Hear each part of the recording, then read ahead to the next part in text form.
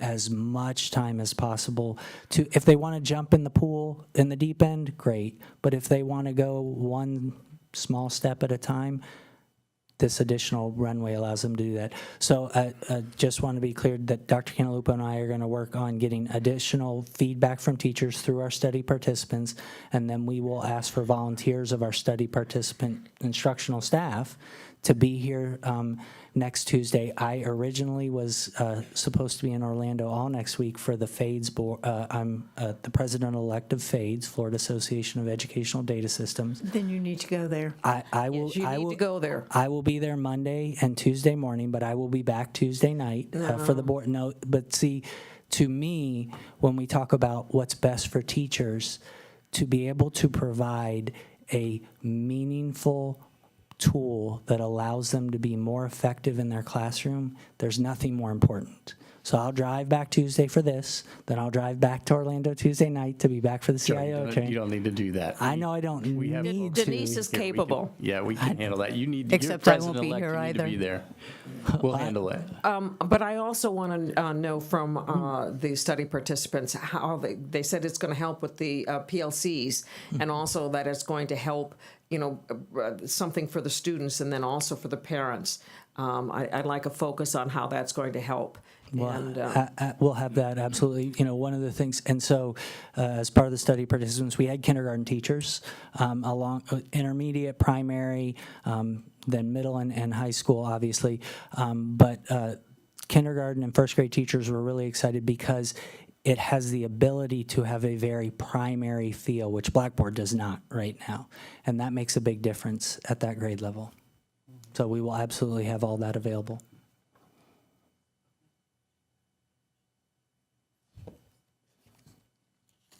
And moving right along, thank you very much. Really appreciate it. I am going to move item number 5, which is general committee selection, which Bridget Ziegler was very interested in, as well as I, and I do have some questions that are listed there. I'm going to save that for the next workshop. Is that okay with everybody? don't they need people on the financial committee? I Well, mean, we Tom had wants to people do to that with the appoint, and board. then we couldn't appoint them. No, Tom voted that down at the board meeting, and that's been held over for the new board. Okay. So we'll move this committee portion. I just had some general questions. We also have a list of all the things that will have to be done with the new board, and I did take the fair board off of that because Trip Jennings is going to be on the fair board now, so he'll be taking care of that responsibility for us. So next we can move into the superintendent's contract. The evaluation. Evaluation, I'm sorry. Yes, this is the evaluation for 21-22. Yes. The year we just finished up. And I think what we want to do is just take a couple of minutes to make sure that we know what our process is going to be here. So the thought that I had was having our one-on-one meetings coming up, and that would be, I think you will probably need maybe a week or so to work through the evaluation. Well, what I and- thought, this was my thinking on it when I thought about it. We've got the process and the completed from 21-22 here with us, and we've also got your contract discussion and so forth listed here. Right, So these documents we would take with us into a one-on-one. right. And whether it's one one-on-one or 6 101s, whatever you're comfortable with, the superintendent needs to know your final evaluations. There are going to be no surprises at the board meeting the 1st of October, but we need to hand in our completed evaluation to Kathy by the end of September in lieu of being ready for discussing it on the 1st of October. So it will be discussed with Dr. Asplin, completed with Dr. Asplin, so that he knows where he stands with each one of us. And then that will be done by the end of the month. And the copy of our completed evaluation will go to Kathy, and It will not be shared with the world. It will be kept as in progress, and then we will share it with the world and discuss it at our board meeting the 1st of October. Is that okay with everybody? Yeah. Shirley? I just have a question on this, the contract discussion thing. One of the things about 3/4 of the way down says 0 new litigation issues, but there was that new suit or whatever it was that was brought. So, yeah, so listen, so if you look at the first page, it's 2021. And so that was last year. Oh, all right, so But at the- 2022 was But at the this- bottom okay, of that. Never mind. At the bottom of that first page, there are things that happened this year, and then Okay. it goes into the next page. Okay. But I will say that also in the actual evaluation itself, Denise and I did put information about what happened over this past year in there for you, so then you can see that from my standpoint, and then you have a section for you to add your comments. And it's already all in there. And then this was an addendum, just in case you needed this as well. And you wanted us to fill this out with HEs all the way down? Is this a model for how we're supposed to fill this Denise, out? can you come forward and explain what? No, they need no, to do on my I'm time? kidding about that. No, that's a good question. That was a joke. That is a good question. High achiever, right? But you have the achievement of the strategic plan metrics on the first page, which is good, right here, which shows what things were met, what did not meet. That's Yes. good. So I think we can work through this, and then, as I say, each individually work with you to make sure that we get this completed and executed by the end of the month. Yeah, it's a digital document with a drop-down. So since he's my boss, I wasn't going to put anything other than HE in every one of those categories. And Dr. Asplin, you have the digital document to forward. Okay, so I'll forward that to the board members, and then they have a drop-down where it says HE, it's a drop-down, and then you just choose HE, or, I don't know. As soon as you hover over the cell, you get to pick what you want, and then when you hover over your signature, you get to pick your name. So please do that so we know who filled out what. And then write your comments. And you can write your comments, yes. And so are they going to write their comments digitally, or are they going to write them on, because? They can do either. It's Excel, if It's you're more, Excel, with Excel, it's a little tricky if you're not Right. used to the program. If you'd prefer to do it in Word, you could just attach it. Okay. So that comment box could get a little tricky, and if it does, we'll just attach it. We have the rest of the month to figure it out, and Kathy's great at helping Have you- us figure things out. So If you hit Alt-Enter, it wraps the test. All right. I can work with you. Thank you. She knows that. Any questions?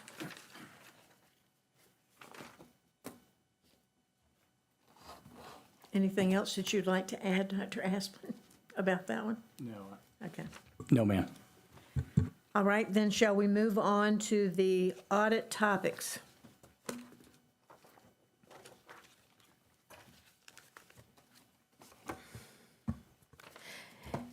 Jane, could you explain these audit topics? How long do they have to go on? I mean, was this legislation that was brought up that we had to set up an audit committee? Is that what the audit is? It's the internal audit committee, which was required if we were of the size of $500,000 or greater, we were required to have an internal audit committee. And the internal audit committee really looks at processes. It doesn't look at things in departments in the same way that a regular audit would look. And so we're looking at processes and making a decision as to what how the departments work. Case in point, purchasing.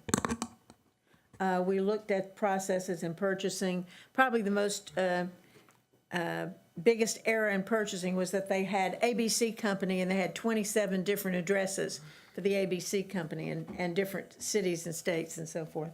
So one of the things was to clean up their database. And so that was the process they've looked at. So what we would like to do is we did 3 audits from the risk assessment that RSM had done for us, and we had 10 items or 10 departments on that initial risk assessment. We did 3 of those last year. We did purchasing or procurement, whichever you prefer to call it. We did construction services, and what am I leaving out? We did contracts. And so the first thing that we would like to do this year, and I was chairing that committee, but you'll probably have to choose someone else now to chair the committee because we won't meet again until after I'm off the board. But basically what we were going to do is we were going to have CRI, who is our partner in this effort. CRI would come in and check those 3 departments. Bonnie, you can come up and talk if you'd like to, but CRI would come up and check those 3 departments that we have already done the internal audit for to make sure that they were in compliance and the things that were required for them to do. And that would be done this fall, and then at the end of the year or first of the year, we would look at either 2 or 3 audits being performed this year. We had recommended 2 as opposed to 3.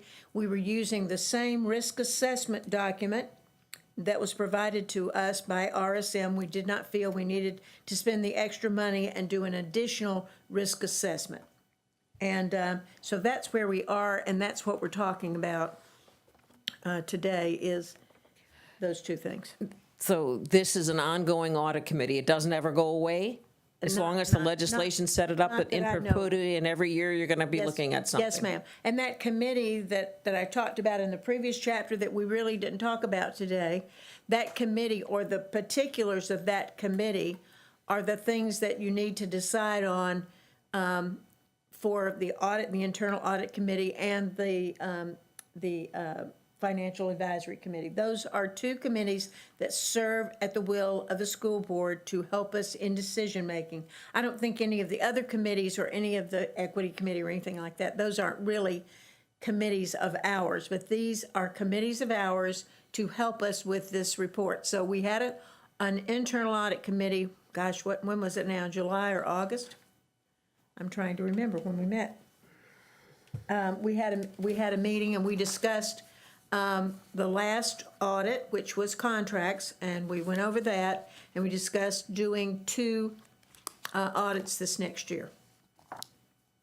If you look at a document that you have just after the risk assessment, which is the first part of this, you'll notice a page that has how many audits they're recommending and what it would cost. If we do not do another risk assessment, which is 3 audits at the very top of the page, it would be $141,000.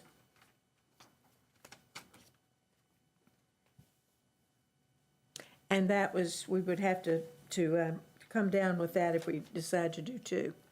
So that's the question, is do we do 3 or do we do 2? And the 2 that we were talking about doing was doing inboarding in human resources, and we were talking about doing transportation. And we felt if we waited until the middle part of the year, that would be the best time to do both of those because they've been very, very busy with the new employees and the new work schedules. Anytime you have a change of leadership in a department, it's always a good thing to do an internal audit shortly after that because it is helpful to the department head. And remember, this is an audit done primarily to look at processes. Bonnie? You did a very good job. So exactly that. An internal audit is required via legislation that came through a few years ago. And it is something that we will continue to need to have based on the size of the county. Again, need to have an internal audit function that is managed through the committee. It is a much different audit than the annual audit of the financial statements that we do. Those are confirming numbers and verifying that we have processes in place so that those numbers are accurate and so that we process the transactions accurately. These types of audits, again, are more of a management tool to show that we are functioning efficiently, effectively, and effectively. But yes, the 2 audits that were discussed were human resources with recruiting and onboarding, And again, operations, transportation, again, the idea being that those could be handled a little bit later simply because beginning of school and hiring of teachers and starting of the transportation of students in a school year is very difficult to get up and running. So we don't want to cause any stress on those already stressed programs. But we would start out through the resolution and the follow-up of the audits that have already been done, because that is a piece, a very important piece that happens with this, is once there is an audit and they make recommendations, they come back after enough time for us to have made changes due to those recommendations and give them some time also to audit those. So not just that we've implemented changes, but that we've been working with them for a little bit so they actually have data to audit or have, you know, these transactions to audit. So these all, maybe not the service contract because it did just end, even though we have started updating our processes and all. But the other two, we definitely have had enough time to where we could do those follow-ups, and that could happen in the fall, and then later on this school year, work on those other two audits. But Deb Jackalone was in charge of a lot of we did the athletic contracts, the trainers, and that was different, and those are all very specific. But then we did some for Deb Jackalone and Pupil Support Services, and she found that it was very, very helpful to her in making sure that everything was appropriate in the contracts that she had out there. So when she had resolved one issue, she was able to change that for all of the other contracts she had. So she felt that the exercise for her was a very good exercise and a very good thing. And then the third document that we have in this section is a draft letter to us from Cars, Riggs, and Ingram, CRI, relative to the work. And it shows the three areas that we have done this past year in our scope of work. It shows the 7 remaining in RSM's risk assessment, with human resources and operations were the ones that we discussed with the audit committee. And so my question is, do we want to do 2 or do we want to do 3? And I think finance and budget, the timekeeping was the third thing, and I don't know how Bonnie feels about that. But at any rate, those are the questions we have, and we would have to vote on this at a board meeting. So it was just to open this up to discussion today and give you the document so that you can make some appropriate decisions. Shirley, do you have any other questions? Nope. I won't be here when they do it, so I don't. But you will be here when this document is completed, or when we decide. No, I'm okay. Okay, you're fine. Anything from you, Karen, or what was your name, Tom? Nothing for Tom? Okay. Well, that was quick. See, we're getting right through these, aren't we? Ease, speed, and convenience. In the sandbox or the dream box, or I love all these boxes. And I guess in just under, and we have some time to do this, Tom, I'm going to ask you about this. If you might want to talk for a minute about the Greater Florida Consortium of School Boards platform, and then the platform that is in progress that we have for Ron and Megan's from Capital Cities. We'll have to work on that. I know it's really kind of early to be doing this since we're back in March and April for the legislative session, but we do not know when the legislative delegation will call a meeting locally here at the county government. So it's probably good to go ahead and be ready with that, because sometimes one doesn't always know when they're going to have the meeting. Karen, do you know who the head of the delegation is for Sarasota and Manatee, by any chance? Does anyone else know? I don't know. Okay. Just asking. Don't know, but I heard December is what they were shooting for, but you're right. That's what they said to us the other day at a meeting. But you never know. But that doesn't. They couldn't give us a date. Anything, right. But it will probably be later this year. For many, for many years, it might be in October to early November if they were going to meet in session in June and January. But since session is later this year, it probably will not matter. So, any other comments for the good of the order before we adjourn for a few minutes? We have our hearing for our budget at 5:15 sharp. I thought we were going to talk about the legislative from, Well, I didn't think anybody had anything to say. I have something to say about Please, legislative. please. Looking over the Gulf Coast, but, you know, some of the things that, looking over what happened last year and what happens to us, I think that we probably ought to put it in our agenda that we oppose increasing the sovereign immunity cap. That was something that was proposed last year and defeated. I think we should put in our thing that we oppose that. I also think that we should put in something that says to provide the funding to cover any FSA rate increases, because that's something they don't really look at. And maybe if we can just let them understand that when you increase the FSA rate, that it affects us, or, you know, is FRS or FSA? FRS. What is FSA?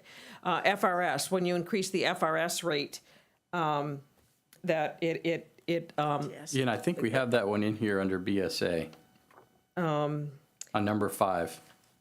okay. And number 5 on number 5, number 1 says any requirement increase Florida retirement system. I actually have an arrow to that. So, but I was doing this late at night. Okay. Oh, were you?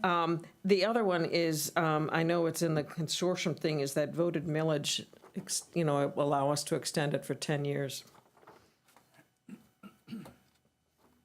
Yeah, that would be great, wouldn't it? For everybody that has one. You know, We and tried that for a long time, but it hasn't happened. I know we try it, but it's going out to a vote, and now it's having to be voted on in general elections. Good point. You know, if they won't give us 10, maybe they'll give us 10 is 5. good. 10 would be good. Tom? Yes, I was looking for the actual consortium legislative agenda. And just so that we're all clear, I don't have it electronically and I don't have it in a paper form. And I thought if we were discussing it in member comments, it would have been in under that. So but just to reiterate, the consortium legislative agenda is, nothing can be added to that, only stricken. Yeah. So if there's something that you don't like, you have the opportunity to strike it here at our board level, and then it comes off at the consortium. So what Well, it comes off, but it has to be voted down by the whole board to come off. And Exactly. They have to be approved by every district in order to put it on their platform. So what is still a work in progress is our own personal legislative agenda. So those things that you're concerned with, Mrs. Brown, would be for our own personal legislative agenda. And the idea behind the consortium, just for the public's perspective, is that it's the 16 largest school districts that are members of the consortium, and they feel that when they write their own legislative agenda, it has more weight with the legislature in conjunction with all of the individual legislative agendas, the 67 by school district. So when we go to vote, just make sure that everyone has had an opportunity to read that list, that legislative agenda list. And just as an FYI, while I was sitting there, I asked the superintendent from Broward County if there was anything on the FADS list that we should add, so there was even more clout that we could add by picking issues that we all had in common, and we flushed that all out. So the list that you have from the consortium is the final list that was devised by those 16 counties, and I'm good with it. If you have any questions about them, certainly let me know. Shirley? Well, I would think, you know, we might ask the other districts, you know, but I'm not sure that it would be the consortium or the FSBA that we would say, you know, don't mess with the sovereign immunity cap, because it would, I mean, I would think right now with opening up the windows and the doors and, you know, they're blowing the roof off, allowing other people to be suing us, would be a bad time to be raising the sovereign immunity cap. So I would like to see if we could put that, I guess there's only 3 of us here, so we only need 3 to vote, that we look at adding that to the agenda perhaps, but FSBA, because I'm not so sure that the consortium would want it, because it's something that affects all districts, not just the consortium districts. FSBA is probably the place we need to go with this. All right, so let's go through that, and well, you'll be the legislative person there too. So maybe we can say that don't increase the sovereign immunity cap and put that in an FSBA request. You'll have a meeting when, Tom, I don't even know, the legislative committee will meet sometime this fall to go over and develop a platform. They're asking us to send them in now. I mean, we've been asked to send them in now. Yes, but the actual meeting at which time you will make that decision is in late September, I think. It's not at the meeting we're going to in October. Well, it is late September, so maybe it's later, I don't know. How quickly we forget. Anything else that we need to bring up for the good of the order?